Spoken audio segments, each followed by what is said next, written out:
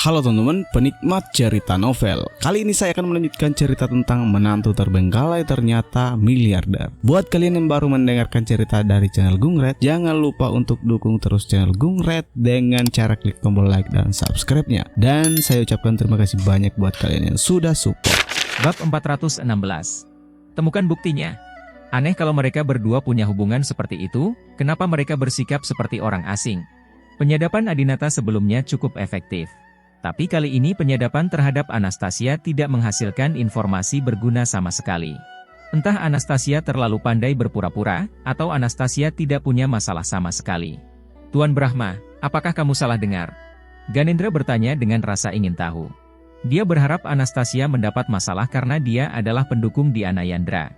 Jika Adinata dan Anastasia bercerai, maka Ganendra dapat dengan berani mendorong Adinata untuk mengejar Diana Yandra. Adinata menggelengkan kepalanya. Kuo Yueming mengirim Anastasia pulang dengan cara yang sangat sopan, tanpa mengucapkan sepatah kata pun yang ambigu selama proses tersebut. Namun, kakak tertuaku mengetahui bahwa Kuo Yueming punya masalah, dan dia tidak akan berbohong padaku. Ganendra, suruh seseorang untuk mengikuti mobil Kuo Yueming dan lihat di mana dia tinggal. Besok, aku akan pergi ke rumahnya untuk mencari sesuatu.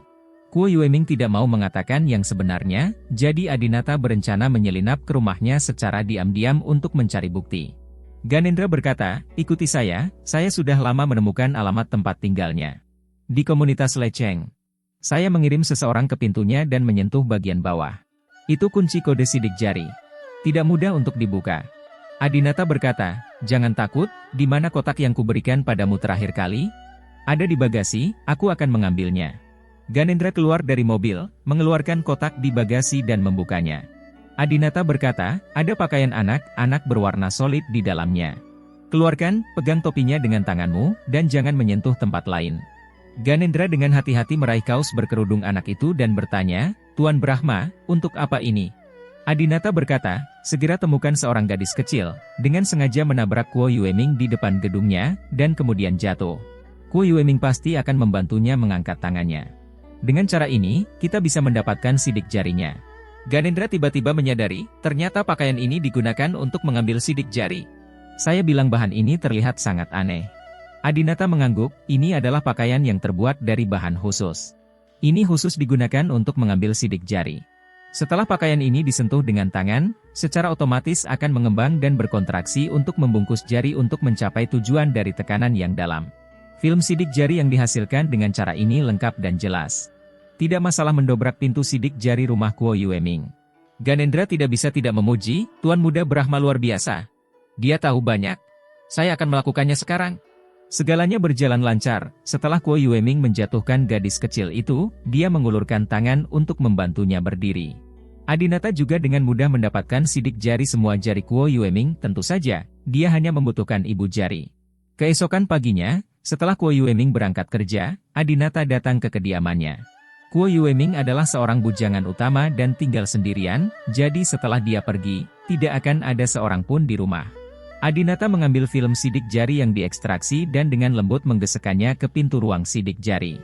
Hanya terdengar suara ding, dan pintu langsung terbuka. Haha, ini benar-benar berhasil. Xiao Brahma luar biasa. Ganendra menganggapnya ajaib. Jika kamu mempelajari trik ini, bukankah itu berarti kamu bisa pergi ke rumah siapapun yang kamu inginkan? Adinata mengenakan topeng dan memerintahkan, kalian tetap di luar dan saya akan masuk sendiri. Jika terlalu banyak orang yang masuk, maka akan mudah merusak perabotan dan tata letak rumah. Adinata adalah seorang veteran di bidang ini, tetapi seseorang seperti Ganendra hanyalah orang kasar yang tahu cara bertarung dan tidak bisa melakukan pekerjaan dengan baik. Ya, Tuan Brahma.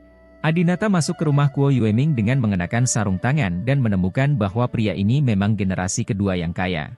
Meski dekorasinya sangat sederhana, kesederhanaannya menampakkan kemewahan. Ada beberapa gadget yang menurut Adinata sekilas bernilai banyak uang, setidaknya dalam jutaan. Pada dasarnya tidak ada yang dicari Adinata di ruang tamu. Adinata pertama kali pergi ke ruang kerja Kuo Yueming. Dia menduga mungkin ada sesuatu yang tersembunyi di komputer pribadi Kuo Yueming. Membuka laptop Apple miliknya memerlukan kata sandi, yang tidak menjadi masalah bagi Adinata. Dia sudah belajar cara memecahkan kata sandi komputer. Namun, Adinata tidak terlalu merepotkan. Dia dengan cermat mengamati area numerik keyboard laptop, dikombinasikan dengan informasi pribadi Kuo Yueming, dan secara langsung menentukan bahwa kata sandinya adalah hari ulang tahunnya. Masukkan kata sandi dan buka dengan sukses. Saya memeriksa komputer dengan cermat dan tidak menemukan file atau foto yang mencurigakan. Satu-satunya folder yang berhubungan dengan Anastasia berisi catatan medis normal. Aneh, benarkah Kuo Yueming tidak ada hubungannya dengan Anastasia? Adinata mematikan komputer dan pergi ke kamar Kuo Yueming lagi. Ketika dia berjalan menuju tempat tidur, dia tiba-tiba menemukan bahwa kepala tempat tidur dapat dibuka, dan ada ruang pribadi di dalamnya. Setelah Adinata membukanya, dia menemukan tas kecil di dalamnya, dan setelah membuka tas kecil itu, dia menemukan banyak foto di dalamnya.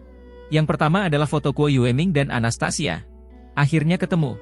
Adinata tiba-tiba menjadi bersemangat. Oke, Kuo Yueming, Anastasia, kamu bersembunyi cukup dalam. Saya telah mencari begitu lama sebelum saya menemukan petunjuk apapun tentang Anda. Foto ini sebenarnya bukan apa-apa, hanya foto mereka berdua berdiri bersama di tembok besar. Dalam foto tersebut, keduanya tampak tersenyum dan menatap kamera. Mereka tidak berpegangan tangan, berpelukan, atau melakukan gerakan mesra apapun. Mengingat hubungan Kuo Yueming dan Anastasia, sebenarnya wajar jika mereka berdua memanjat tembok besar bersama dan berfoto bersama, dan itu tidak berarti apa-apa. Lalu, Adinata membuka yang kedua. Seketika, Adinata terkejut. Di foto ini, hanya ada satu gambar kaki seorang wanita, dan sudut pengambilan gambarnya terlihat sangat tidak senonoh. Foto-foto berikutnya lebih jelek dari yang terakhir. Pria dan wanita di foto tidak menunjukkan wajah mereka, tetapi Adinata merasa bahwa mereka pasti Kuo Yueming dan Anastasia. Jika bukan mereka berdua, mengapa Kuo Yueming menyatukan foto-foto ini dengan foto mereka berdua? Apalagi kalau dilihat dari sosok wanita di foto itu, sangat mirip dengan sosok Anastasia, jadi pasti tidak salah lagi. Melihat foto-foto ini, Adinata sangat marah. Saya bahkan lebih marah dibandingkan saat mendengar rekaman Jelita dan Cakravat. Secara logika, ini adalah sesuatu yang dilakukan Anastasia sebelum menikah, dan Adinata seharusnya tidak mempedulikannya. Siapa yang tidak pernah jatuh cinta sebelum menikah? Namun, Anastasia menipu Adinata terlebih dahulu dan dengan sengaja menciptakan perasaan seorang Dewi Murni, yang membuat Adinata merasa jijik. Yang lebih penting adalah jika Anastasia seperti Jelita, dia adalah wanita yang pandai berbohong dan berperilaku buruk. Jadi, Sisi, apakah dia anak Adinata? Sialan! Anastasia, jika kamu berani berbohong kepadaku tentang anakmu, aku tidak akan pernah membiarkanmu pergi. Adinata mengepalkan tangannya, dia akan mencari alasan bagi Anastasia sekarang. Dia akan menghancurkan foto-foto dan bukti di wajah cantiknya sekarang. Mari kita lihat apakah dia masih memiliki keberanian untuk bersumpah bahwa dia hanya mencintai Adinata dalam hidup ini.